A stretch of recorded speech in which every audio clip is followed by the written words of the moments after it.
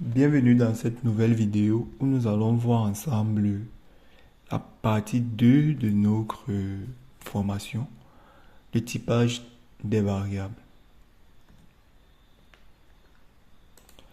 C'est quoi le typage des variables? En fait, le typage des variables fait référence au type de données qui peut être stocké dans une variable dans un langage de programmation. Qu'est-ce que ça dit?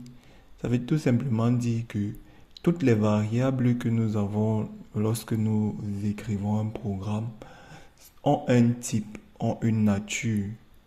Et donc, c'est parfois important de connaître la nature de ces variables-là.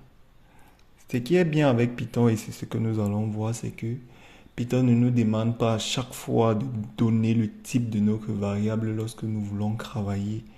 Par exemple, c'est un langage de programmation vous impose, de donner la nature de la variable que vous allez utiliser. Donc, en Python, vous ne verrez jamais cette contrainte-là. Et parfois, ça peut donc passer inaperçu que des variables ont un type. C'est pour cela qu'il a été important qu'on revoie également que cette notion est également prise en compte par Python, même si vous ne le verrez pas forcément dans le code. Donc, il y a plusieurs types de typage. Il y a ce qu'on appelle le typage for. Ça veut tout simplement dire que les données d'une variable sont déterminées au moment de la compilation et cela ne peut pas être changé durant l'exécution d'un programme. Il y a le typage faible qui veut tout simplement aussi dire que une variable est déterminée dynamiquement pendant l'exécution du programme. Si vous regardez bien les deux définitions qu'on a de typage fort et faible là, où classerez-vous Python? Où classerez-vous Python? Essayez un peu de réfléchir. Bon, peut-être que certains parmi vous classeraient Python sinon jamais entendu parler de celui-ci, de langage faiblement typé. Parce que lorsqu'on lit la définition du langage faiblement typé, on dit type de données d'une variable est déterminé dynamiquement pendant l'exécution d'un programme. Ça peut prêter à confusion parce que lorsque nous allons pratiquer tout à l'heure, on aura l'impression que Python est faiblement typé. Mais c'est aussi une caractéristique de Python. Python, c'est un langage de programmation fortement typé et dont le typage est dynamique. Nous allons le voir dans la suite. C'est pour cela que, bon, avant de passer à la pratique, nous allons présenter ici les différents types de variables. Donc, il y a 7 principaux types de variables qu'on peut noter en Python. C'est vrai qu'il y en a d'autres, mais voici les 7 principaux types que vous utiliserez le plus souvent. Le type int pour les nombres entiers, type float pour les nombres décimaux, str pour les chaînes de caractères et les caractères booléens qui peut prendre la valeur true, false, les tuples, les listes et les dictionnaires de données. Donc, dans la pratique, nous allons directement voir de quoi il s'agit. Ok, comme d'habitude, j'ai déjà préparé cette partie du code et nous allons commencer déjà par vous montrer comment identifier le type d'une variable. Ce qui est bien, c'est qu'en Python, il y a une fonction bien déterminée qui nous permet de connaître le type d'une variable. Et cette fonction, c'est type, comme vous pouvez le voir là. Donc, je vais exécuter ce premier bout de code. Vous allez donc noter qu'en affichage de type de variable, le titre du cours, et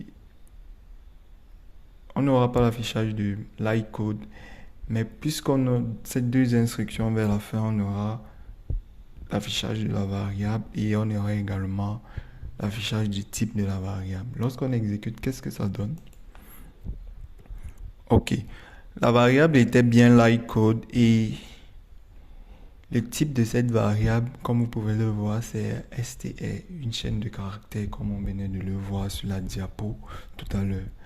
Donc, nous allons faire une série de manipulations pour vous montrer comment Python détermine la nature des variables et quels sont les types de variables que nous avons mentionnés tout à l'heure. Donc,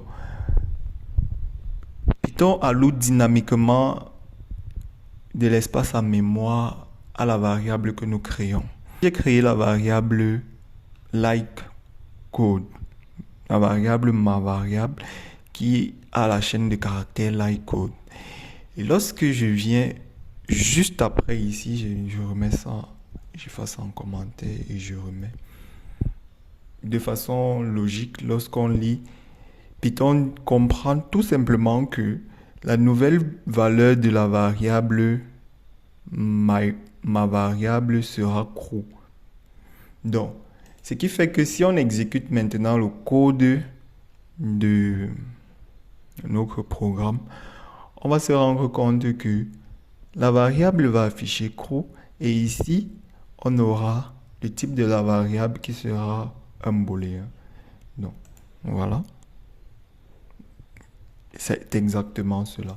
Donc, Python a alloué dynamiquement de la mémoire à la variable ma variable qui avait été changée au cours du code. C'est pour ça qu'on dit que Python alloue dynamiquement, est un langage dynamique, pardon, parce que il comprend que lorsqu'on est en train d'exécuter un code et en fonction de ce que nous sommes en train d'y faire, il alloue, il interprète les instructions que nous avons et s'il voit, comme dans ce cas de figure, qu'il y a un changement de variable, qu'il y a un changement de la nature de la variable, il alloue dynamiquement de l'espace en mémoire pour cette nouvelle variable-là. Donc, j'ai préparé une série d'exemples pour vous montrer comment la fonction type peut vous permettre de facilement identifier à chaque fois la nature de la variable.